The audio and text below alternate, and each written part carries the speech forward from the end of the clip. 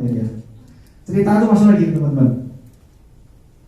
Leader itu bukan dukun, bukan cenayang, setuju ya? Kita nggak tahu loh, waktu hari ini agent kita bad mood apa enggak kita nggak tahu loh. Tapi tugas kita itu memonitoring Anda setiap hari. Apa kabarnya, gimana kes kemarin segala macam. Tanpa kita tahu bahwa Anda sedang bermasalah atau tidak di dalam keluarga, di dalam kerjaan, di tengah jalan tukar ambil orang, kita nggak pernah tahu teman-teman. Maka mau cerita hari ini aku bete banget.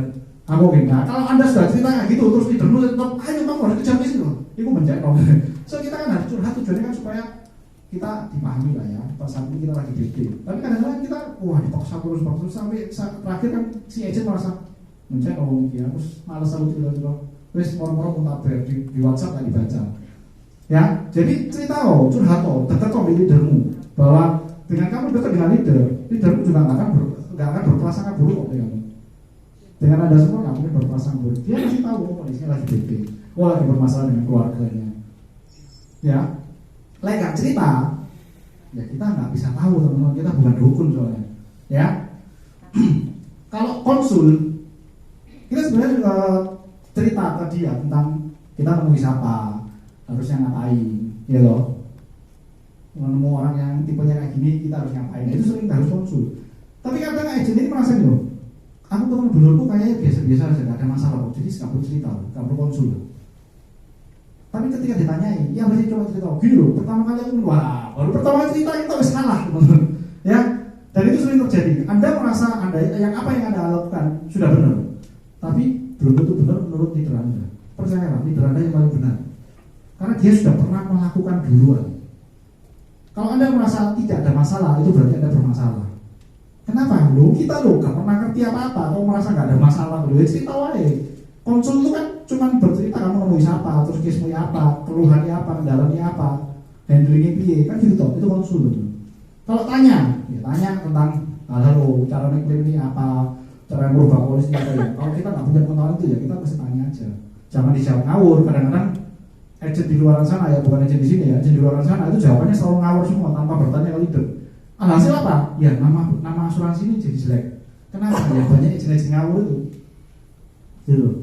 Jadi yang kita lakukan cuma 3 ini aja, cerita, konsul, sama tanya. Kalau Anda 1 hari, 2 hari aja tidak bercerita, tidak konsul, tidak tanya ke leader, berarti kita bisa menyimpulkan bahwa Anda tidak menemui siapa-siapa hari ini, atau kemarin lusa, karena nggak ada respon, nggak pernah tanya, betul nggak? Siapa yang sampai hari ini, terakhir hari ini ya, masih tanya ke leadernya? Luar biasa ya, berarti habitnya sudah oke ya. Biasakan seperti itu teman-teman ya, karena bertanya ini penting banget. Apa yang menurut kita benar, belum tentu menurut leader Anda benar. Ya, supaya kita dapat kepastian ya, mending tanya aja. Nggak berat kan tanya, cuma tanya aja ya. Dan activity, tadi kan ada 3 ya, follow system, follow leader, dan activity. Activity jelas sekali. Kita sebagai agent baru mau jalan itu kayaknya loh ya, saya itu juga sama, buret banget, sehingga pede kan, ya kan? Nggak percaya diri kan? Kenapa sih kita nggak percaya diri? Ada yang bisa bantu jawab? Kenapa kita nggak percaya diri? Yes, 1. Sama lagi? Nggak yakin. Apa lagi? Nggak tahu produk dan nggak yakin, memang gitu toh? Males. Apa? Males. Betul ya teman. Jadi kalau kita nggak percaya diri, sebenarnya ya betul, karena kita belum tahu apa-apa. Nah, supaya tahu itu kita harus ngapain? Training. Training, tapi bukan hanya training teman-teman.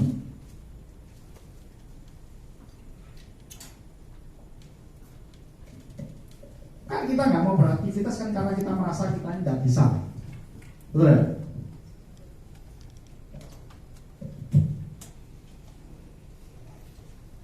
Tidak bisa, jadi bisa. Di tengah-tengahnya ada apa teman-teman? Belajar teman-teman. Belajar bisa dilakukan di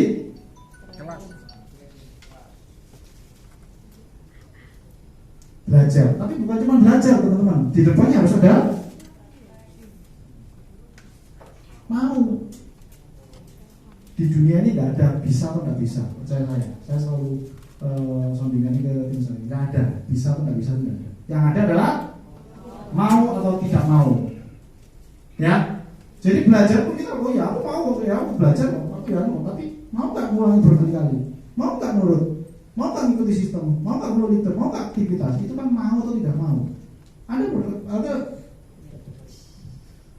Anda bisa belajar berkali-kali, tapi mau aktivitas nggak? Sampai nggak sinkron teman-teman. Ya itu yang membuat kita nggak percaya diri, karena kita nggak punya skill apa-apa, nggak mau belajar, suruh jalan. Sama kayak gini, ada contoh, Anda seorang tentara, saya komandannya, ayo tak kasih senjata perang, mau jalan? Kenapa nggak mau? Sudah ada senjata kok. Nah, nggak tahu tujuannya, terus nggak tahu tekniknya, terus nggak ada sasarannya, nggak ngerti ini berdiri diisi peluru enggak. Suruh maju tapi berdiri kosongan, Pak ya mati konyol teman-teman ya. Itu yang kadang-kadang saya rasakan waktu itu ya, saya rasakan nggak bisa saya maju kalau saya nggak ngerti apa-apa. Suruh ya kita harus belajar. Tapi ketika kita mau belajar ini kan hambatannya banyak. Sing nggak punya waktu lah, sing males lah, sing nggak suka masuk kelas lah. Ya itu saya dulu teman-teman, saya nggak suka masuk kelas itu. Tapi leader saya tetap berkah bahwa mau nggak mau kamu harus masuk kelas. Supaya apa sih? Supaya habitnya kebentuk. Datang ke kantor, ikuti kelas, terus seperti itu. Sebenarnya kalau leader saya mau manjakan saya, dia bisa datangi saya kok. Dia bisa training saya di depot saya kok. Dia bisa lakukan apapun supaya saya senang.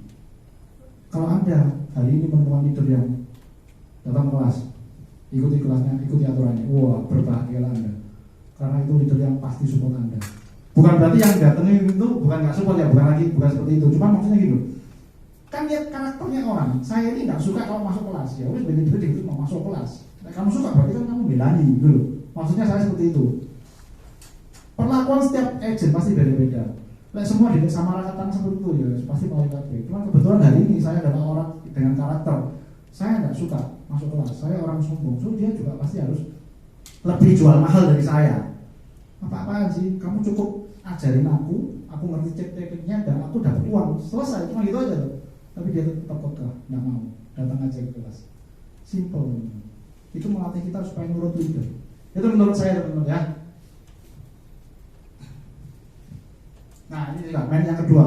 Kita kadang-kadang aktivitas karena kita nih mindsetnya closing. Terus ya, bener ya?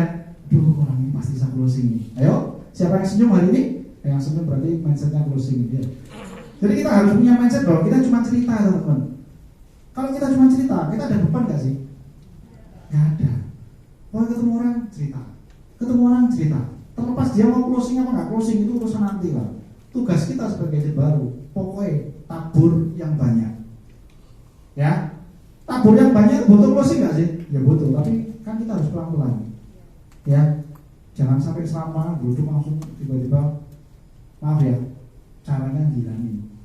Aku naik 500 ribu, bantu. Serius teman-teman, orang lihat karakter seperti itu, mungkin bantu hari ini. Tapi bantu berapa sih? Gak banyak, paling jawabannya minimnya piro kan gitu.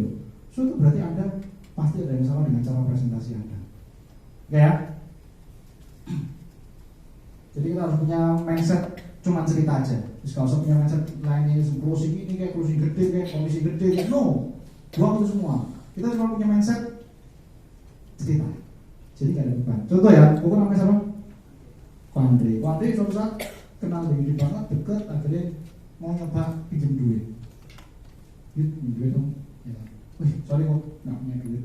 Sakit hati. Ya, sakit hati. Cuma aku ngomong, ada film Avenger hati. Lu mesti nonton. Lu habis pokoknya. Lu ceritanya, bikin penasaran. Saya nonton atau nggak nonton, sakit hati. So, cuma cerita gitu aja teman-teman. Ada produk bagus, tak ceritai, Anda nggak mau ya sudah. Saya juga pernah terinspirasi sama Cisun gitu ya. Cisun pernah bilang gitu ya, pokoknya kita nggak pernah mengok, kita nggak dapat duit ya Cisun ya. Selama kita mengok, terus pokoknya mengok ya lah. Terus pasti ada kemungkinan duit masuk. Ya. Nah ini juga kadang kita ini di bisnis prudential ini kan nggak langsung resign, mau langsung full di prudential. Siapa yang hari ini masih belum full time di prudential? Masih banyak ya. Rata-rata sebagai pengusaha atau sebagai karyawan? Usaha sendiri. Ada yang karyawan, ada yang pengusaha. Cuman kalau disuruh harus milih, bikin jadwal untuk prudential, tambah lagi ya dalam hidup Anda, belani enggak? Anda belani enggak? Belani. Kenapa kok belani?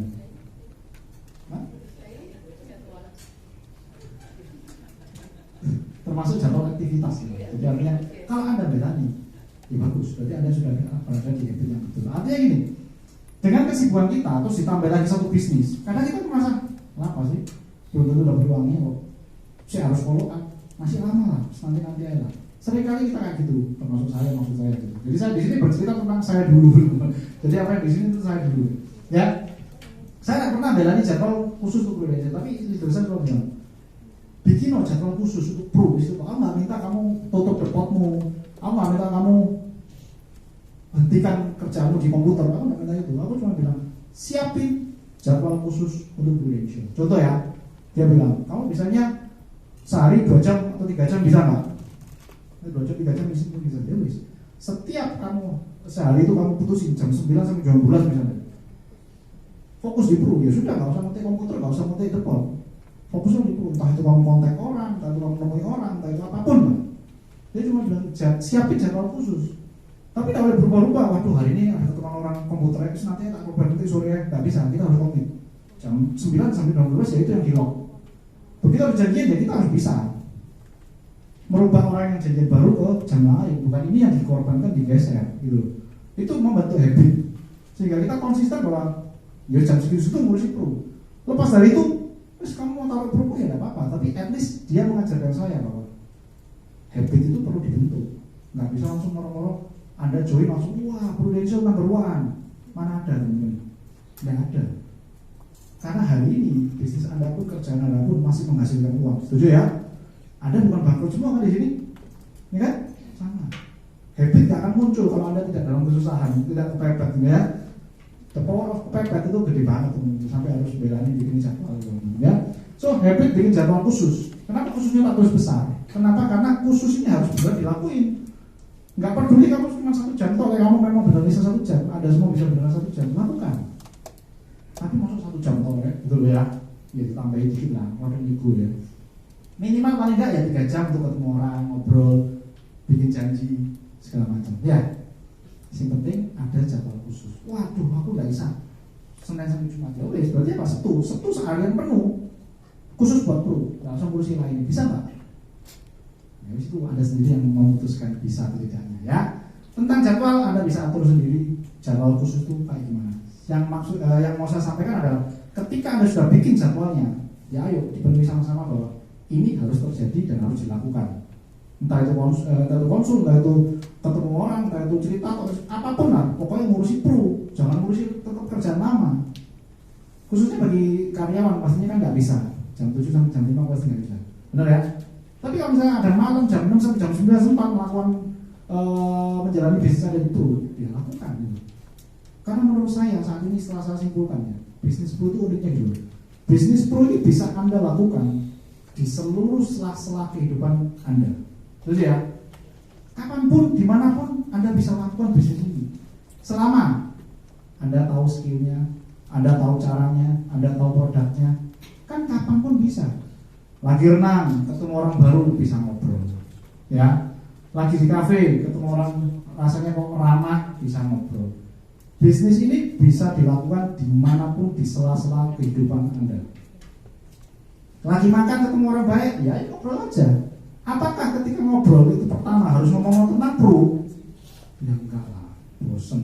Tapi kan kita sudah melakukan proses untuk prospek, ya. Prospek itu kan ada tahapannya, kan nggak mungkin, wah, sorry, namanya apa?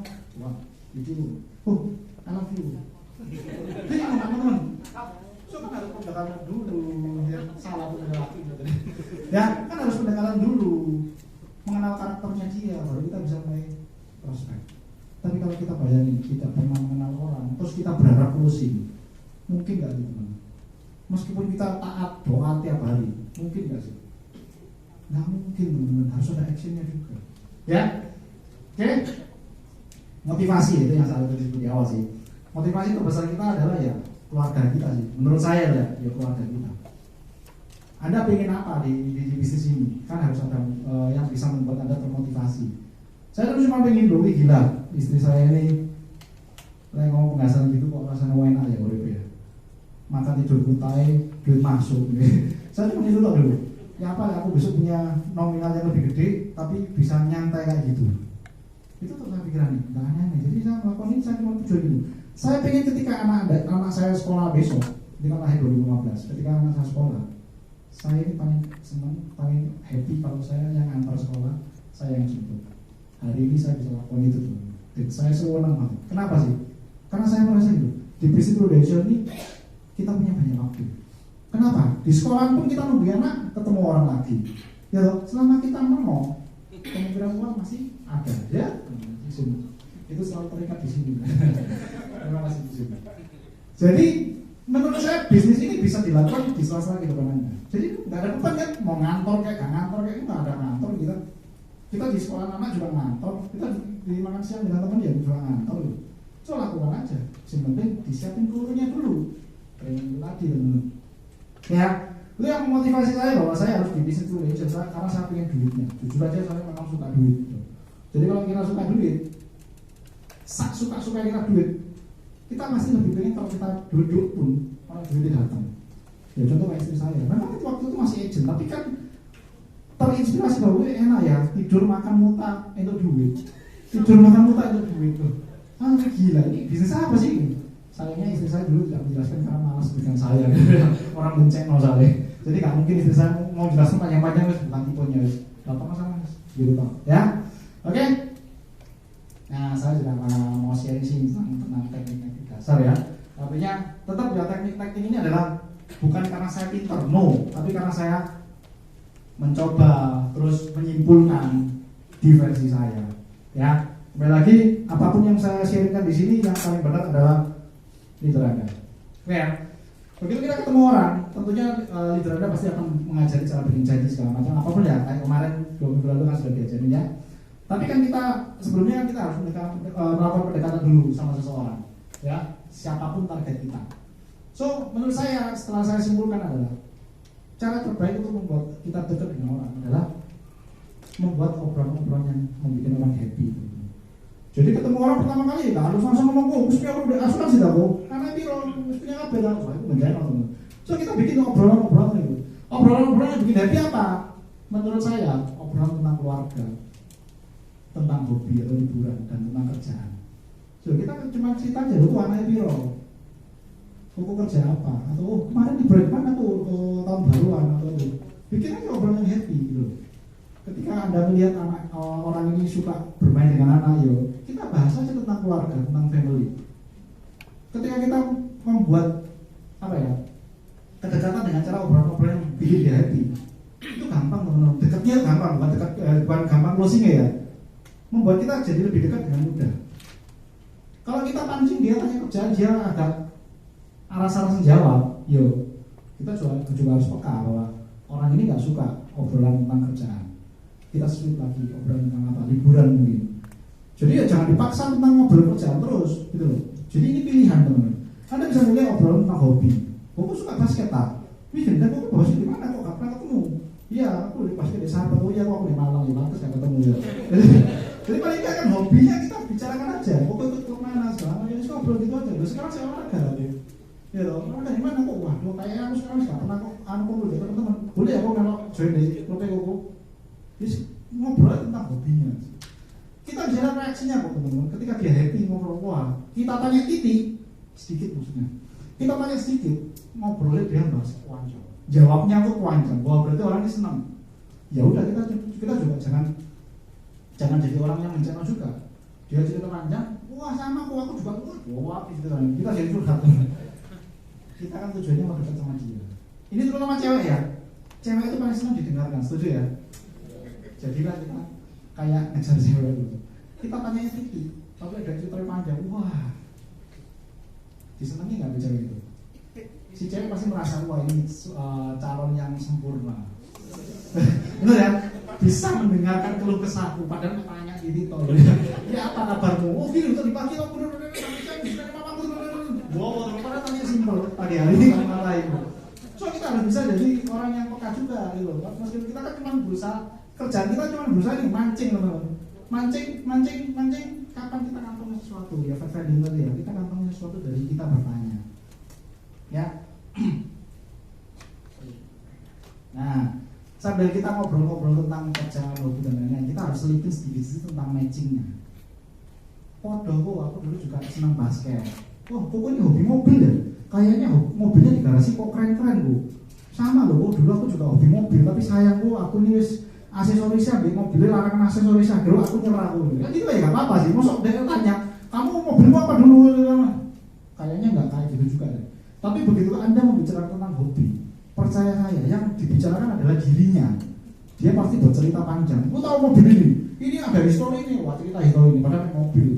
Dan kita pun nggak ngerti mobil sebenarnya. Tapi kan kita cuma berusaha matching. Ketemu orang dengan logat luar pulau loh. Pokoknya orang luar pulau mana kok? Wah aku Banjar, waduh podo cecangku ya Banjar. Padahal ya cecangku bukan Banjar. So kita matching gitu toh. Kita cuma berusaha menyamakan frekuensi supaya dia welcome dengan kita. Kalau dia welcome dengan kita, happy dengan kita ngomong apapun. Dia dengerin ya. Tapi kalau kita bencana apa ini dia cerita panjang, ditimpali kita dengan cerita lebih panjang lagi dari dia. Itu yang membuat orang jadi bete dan nggak akan bisa dekat dengan kita. Posisikan anda di sini adalah mencari calon pasangan, ya loh, terutama cewek. Kalau kita mau cari cewek, tentunya kan kita berusaha mengerti dia itu siapa. Tapi kan sudah jadi istri, wah kayaknya berbeda ya. Yang guyu paling lebar berarti mengalami.